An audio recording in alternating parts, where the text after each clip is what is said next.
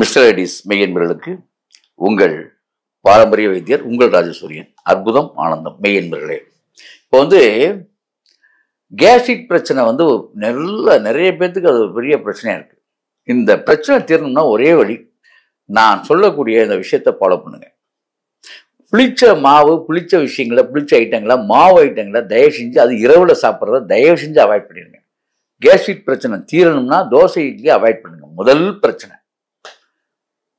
சும்மா அப்புறம் இந்த மருந்தையும் சாப்பிட்டா அது, ஏன்னா உடம்ப விட்டு அது அகற்றிட்டு அதுக்கப்புறம் நீங்க புதுசா சாப்பிட்டா அது வேற விஷயம். உடம்புல அதை வச்சுக்கிட்டு நீங்க இதெல்லாம் சாப்பிட்டுட்டு மருந்து சாப்பிட்டாலும் வேஸ்ட் ஆயிடும். அதனாலதான் சொல்றேன், ஏன் சித்தாவில் அந்த பத்தியத்தை கொண்டாந்தாங்கன்னா முதல்ல நோயை அகற்றணுங்கிற நல்ல எண்ணம் இருந்ததுனாலதான். கண்ட்ரோல் ஆகும் இதை போடுங்க இப்போதை கண்ட்ரோல், இந்த பேச்சுக்கே சித்தாவில் இடம் கிடையாது. முதல்ல அதை புரிஞ்சுங்க. சித்த வைத்தியம் என்பது சுத்த வைத்தியம் என்பதை அன்பர்களே நீங்க புரிஞ்சுக்கணும் முதல்ல. சரி, இப்ப இந்த கேஸ்ட்ரிக் பிரச்சனை போறதுக்கு என்ன வழி?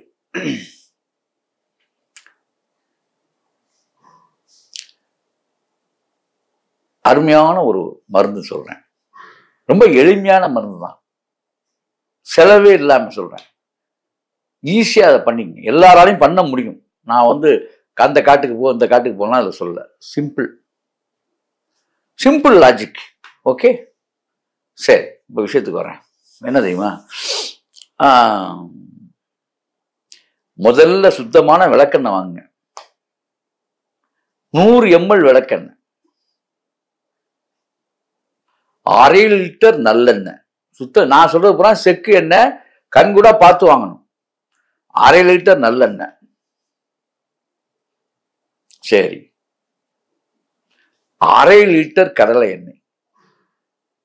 சரி, 1/2 லிட்டர் கடலெண்ணெய், 1/2 லிட்டர் நல்லெண்ணெய், 100 மில்லி இந்த எண்ணெய். எந்த எண்ணெய்? விளக்கெண்ணெய், ஆமணக்கு எண்ணெய். இந்த முக்கூட்டு எண்ணெய்னு பேர். இதை கலந்துருங்க, அப்படியே ஒன்னா கலந்துங்க. இதைத்தான் நீங்க சமையலுக்கு தாளிக்கணும். ரொம்ப அந்த கேஸ்ட்ரிக் பிரச்சனை இருக்கிறவங்க கடலெண்ணெயை கூட அவாய்ட் பண்ணிருங்க.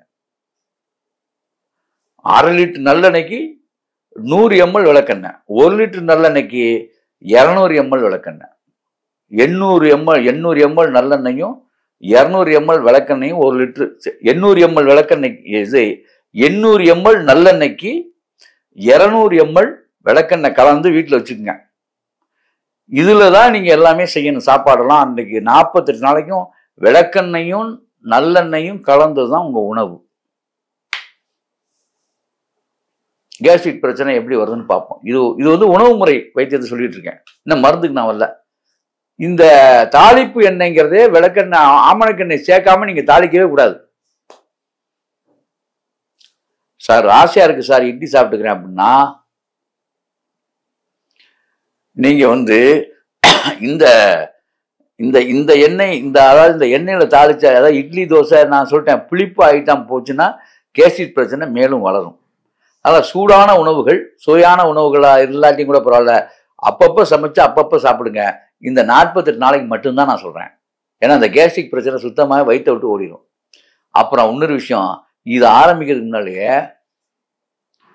2 விஷயம் இருக்கு சித்தாவில். பரிக்குதிரைன்னு ஒரு மருந்து இருக்கு. இந்த பரிக்குதிரை மருந்து எடுத்துக்கிட்டு வயிற்றை ஒரு நாள் சுத்தம் பண்ணிட்டீங்கனாலும் போதும். அதை விட ஒரு அற்புதம், இந்திர சிரஞ்சீவின்னு ஒண்ணு இருக்கு. இந்திர சிரஞ்சீவி அப்படின்னு. இந்த அதாவது சிரஞ்சீவின்னு நாங்க சொல்லுவோம். இந்த சிரஞ்சீவி மாத்திரை எடுத்துக்கிட்டோம், சுகமான பேதி போகும். எப்படி? அழட்டிக்காம டெய்லி சுத்தம் பண்றது. இது தினமும் சாப்பிட்டாகணும். இந்த நைட் ஆனா ஒரு மாத்திரை போடணும். 48 நாள் 48 மாத்திரை போடணும். சரியா?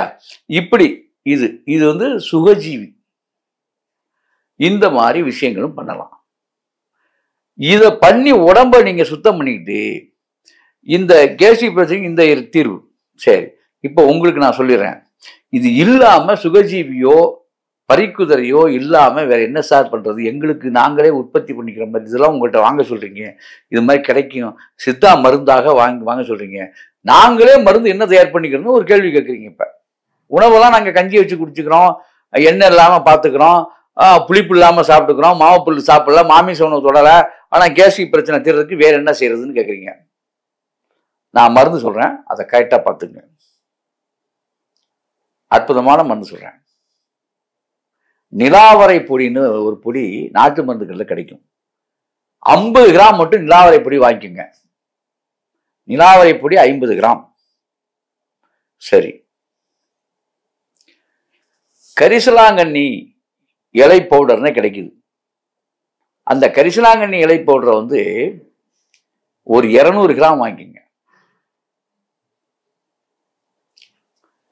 நிலாவரை பொடி 50 கிராம், கரிசலாங்கண்ணி 200 கிராம். சரி, இது மட்டும் போதுமா சார்? கண்டிப்பா பத்தாது. அருகம்புல் பவுடர்னு ஒரு பவுடர் இருக்கு. அருகம்புல் பவுடர். குப்பமேனின்னு ஒரு பவுடர் இருக்கு. குப்பமேனி, அருகம்புல் வெறும் 50 கிராம் தான். குப்பமேனி 100 கிராம் வேணும். குப்பமேனி 100 எல்லாம் போட்டு இதை ஒன்னாக்கிங்க. நிலாவரையும் அதுல 50 கொட்டிடணும். அவ்வளவுதாங்க. இதையெல்லாம் ஒன்னா கலந்து நீங்க வந்து வேற ஒண்ணுமே தேவையில்லை, இந்த பவுடர்ல பூரா ஒன்னா கலந்துங்க. இதை நீங்க செய்ய வேண்டிய அற்புதமான காரியம் என்ன தெரியுமா? 3 நாட்கள் வாழை இலையில கட்டி வைக்கணும். இதை அப்படியே வாங்கி அப்படியே சாப்பிடக்கூடாது. இதுதான் முக்கியமே. இங்க வாழை இலையில நல்லா கட்டிடணும். கட்டி 3 நாட்கள் வீட்டுல வச்சிடணும். வச்சுட்டு இதை வந்து என்ன செய்யணும்னா வெயில்ல வைக்கணும். எப்போ வெயில்ல வைக்கணும்? அமாவாசை வெயில்ல முழுமையா காயணுது. திரும்ப ஏங்க காஞ்ச போடுதானங்க, இப்ப எல்லாம் ஒன்னா கலக்கி விட்டீர்கள், மீண்டும் அமாவாசை வெயிலில் காய வைக்க வேண்டும். அன்பர்களே, நன்றா புரிஞ்சுங்க. சித்த வைத்தியத்தை முழுமையாக செய்யாததால் தான் அதோடைய முழு பலனை நீங்கள் அடைய முடியாமல் இருக்கிறது. இது முழுமையான ரகசியத்தை யாரும் சொல்லாமலும் போய்விடுவதால் தான் நீங்கள் முழு பலனையும் அடைய மாட்டேன். நான் வந்து சொல்றத முழுசா சொல்லிட்டு இருக்கேன். இப்ப ஏன்னா இப்ப நீங்களும் நினைக்கலாம், ஒவ்வொரு இடத்துலையும் வந்து சித்த வைத்தியத்துல வந்து சித்த மருந்துகளுக்கு ஏன்னு கேட்டா எல்லா விலைவாசி ஏறும் பொழுது இந்த விலைவாசி ஏறுது. ஆனா இதை யாரும் ஒழுங்காக செய்தாலே சிறப்படையும். அப்ப நீங்க என்ன செய்யணும்? இதை காய வைக்கணும். எப்ப காய வைக்கணும்? அமாவாசை என்று அமாவாசை வெயில் மட்டும்தான் அந்த பவுடர் இருக்கு. நல்லா புரிஞ்சுக்கணும். திதிகள் 15. அமாவாசை திதியில இதை நல்லா பாருங்க. வீட்டுல அந்த காலத்துல பாட்டி இப்ப கூட இருக்கும். இப்ப கூட நிறைய பேர் கிராமத்துல இருக்காங்க, அது மாதிரி செய்யறாங்க. அமாவாசை அன்னைக்கு இதுக்குன்னே பருப்பெல்லாம் எடுத்து வெளியில காய வைப்பாங்க. இந்த விஷயம் அவங்களுக்கு தெரியுதா என்னன்னு எனக்கு தெரியாது. ஆனா பழைய கிழவிகள் எல்லாம், பழைய பாட்டிமார்கள் எல்லாம் இந்த விஷயத்த பண்ணாங்க. ஏன் நான் கண் பார்த்துருக்கேன், நிறைய இடங்கள்ல பார்த்துக்கிட்டு இருக்கேன். இப்ப கூட சில இடங்கள்ல வச்சுட்டு இருக்காங்க அந்த பழைய ஆட்கள்லாம். அமாவாசை வெயில காய வச்சா புழு பிடிக்காதுன்னு அவங்க சொல்லுவாங்க. அமாவாசை வெயிலுக்கு அதிகமான உஷ்ண உயிர் கொடுக்கக்கூடிய தன்மை உள்ளது என்று சித்தர்கள் ஆராய்ந்தார்கள். ஆகவே முக்கிய மருந்துகளை அமாவாசையில் காய வைத்தார்கள். சரி, அமாவாசை. அதே மாதிரி மீண்டும் இதை எடுத்து 15 நாள் பொறுத்து இதுல உலர்த்தணும். இதுல பௌர்ணமி வெளிச்சத்துல இது படணும். அப்ப நம்ம உடம்பு எதுல சேர்ந்தது? தாய் தகப்பன் இருவராலும் இணைக்கப்பட்டது. அதாவது சூரியன் வந்து தகப்பன், தாய் சந்திரன். மீண்டும் உயிர் பெறுகிறது இந்த மருந்து. அப்ப அமாவாசை வெயில் காஞ்சி பௌர்ணமி குளியலுக்கு வந்துருச்சுன்னா குளியல்னு பேர், அதுக்கு பேர். பௌர்ணமியில ஸ்புடம் பண்றது, இது வந்து நேச்சர் ஸ்புடம். பௌர்ணமி வெயில் கிரணங்களாம் அதை பட்ட பின்னால் அதை எடுத்து இந்த வாழை இலையில தான் அப்படியே வச்சிருக்கணும். இதை எடுத்து மீண்டும் ஒரு நாள் வாழை இலையில கட்டி வச்சுட்டு திரும்ப இந்த பொடியை எடுத்து நீங்க அதை வந்து பக்குவப்படுத்தி வச்சுக்கிட்டு காலை மாலை நீங்க தொடர்ந்து வெந்நீர்ல சாப்பிட்டே வந்து பாருங்க. தொடர்ந்து வெந்நீர்ல நல்லா சுட வைக்கணும். வெந்நீர்ல கொதிக்க விடணும். 1 ஸ்பூன் போட்டு 200 ml தண்ணியில கொதிக்க விட்டு அதை வடிகட்டி அந்த தண்ணியை குடிக்கணும். பெருங்காயம் சாப்பிட்டா என்ன ஆகுமோ, மிளகு இதெல்லாம் வந்து குடல் எரிச்சலை கூட உண்டாக்கும் சில நேரத்தில் பெருங்காயம். ஆனால் இது அப்படி இல்லை.